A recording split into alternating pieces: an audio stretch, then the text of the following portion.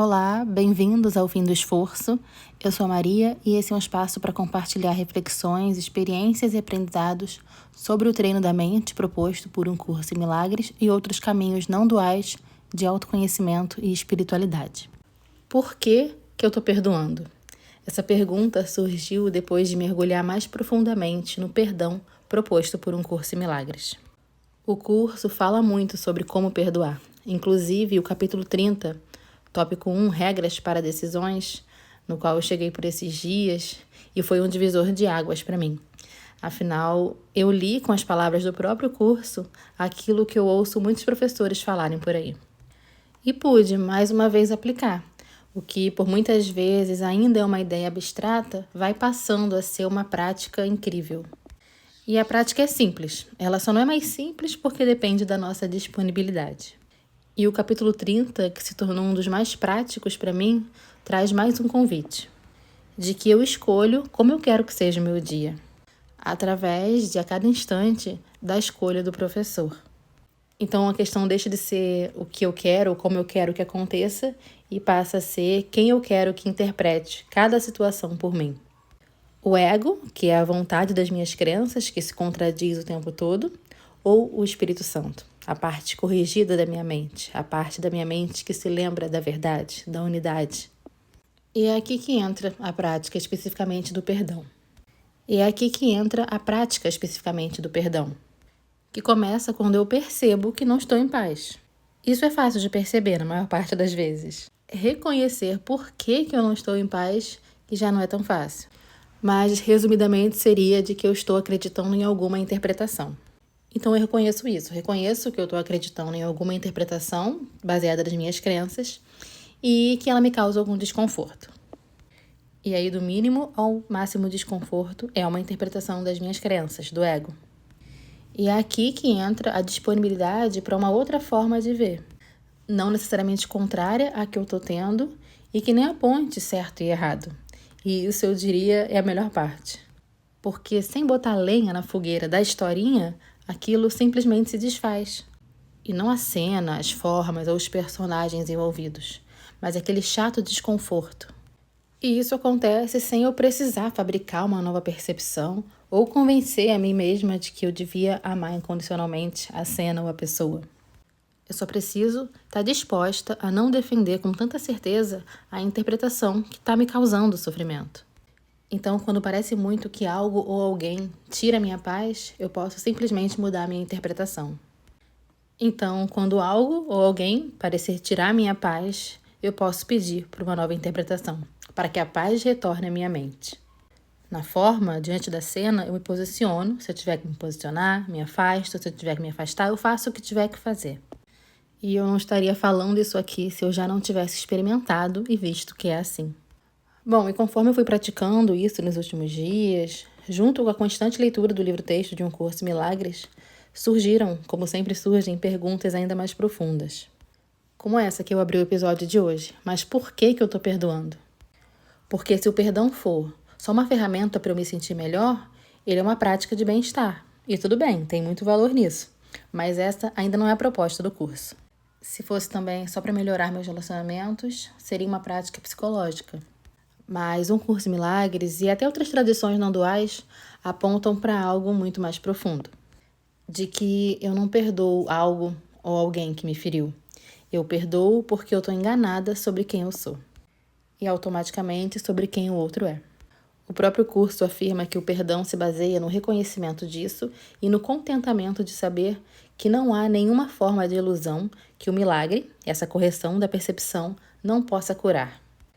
Ou seja, o perdão não está tentando consertar o mundo, ele está desfazendo a identidade que eu acredito ser. Isso na prática, mais uma vez, me vem assim. Alguém parece me irritar, alguém diz alguma coisa que me atravessa, alguma coisa me incomoda, alguém pensa diferente de alguma das minhas certezas, quando eu faço as minhas comparações, parece que o problema é a situação. Mas se eu observo com mais honestidade, eu percebo que tem um movimento anterior, que é sempre eu, mais uma vez, defendendo uma identidade. A identidade daquela que está certa, da que foi injustiçada, mal compreendida, da que sabe mais.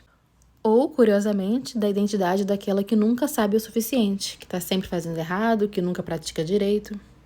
O ego não parece se importar se eu me coloco acima ou abaixo dos outros. Nos dois casos, eu continuo presa à ideia de um eu separado. E é justamente isso que o perdão começa a desfazer. Eu salvei uma frase no Instagram essa semana que diz: não deixe que nenhum assunto te convença de que pode se separar do teu irmão. Nenhum assunto. Nenhum assunto. Difícil, né? Até porque o problema só parece ser o assunto. Mas é muito mais sobre o que a minha mente faz com qualquer assunto.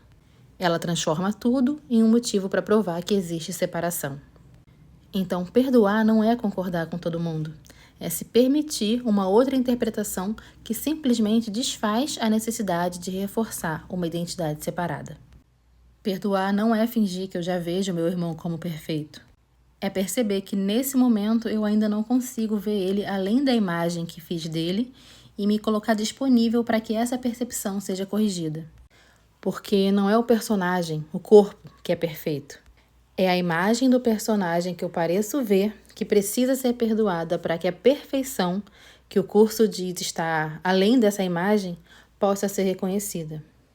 No episódio anterior eu compartilhei a minha resistência à expressão Filho de Deus, e ela continua existindo. Eu leio: Pai, eu te dou graças pelo teu Filho perfeito e na sua glória verei a minha. E eu não reconheço isso, às vezes sinto até rejeição. Mas essa resistência não precisa ser um obstáculo ao perdão. Ela é exatamente o lugar onde o perdão precisa acontecer. Porque o curso não me convida a fingir que eu já vejo todos como filhos de Deus. Ele me convida a reconhecer que nesse momento eu ainda não consigo ver assim. E, principalmente, a ficar disponível para uma outra interpretação. Eu tenho olhado cada vez mais para essa palavra, disponibilidade. E compreendido cada vez mais que a expiação não é algo que eu faço. Não é um esforço para fabricar uma percepção espiritual. Ela é o desfazer de uma percepção equivocada. Então eu só preciso parar por um instante de defender essa percepção equivocada. Então o perdão não é uma tentativa de mudar o outro ou de mudar a mim mesmo. Ele é um processo de deixar cair aquilo que eu acreditava ser. E conversas sobre existência, fonte, amor, unidade sempre me chamaram. E hoje eu começo a ver como esse lugar que antecede todas as histórias. E aqui eu vou até citar uma fala do filme Interestelar sobre o amor.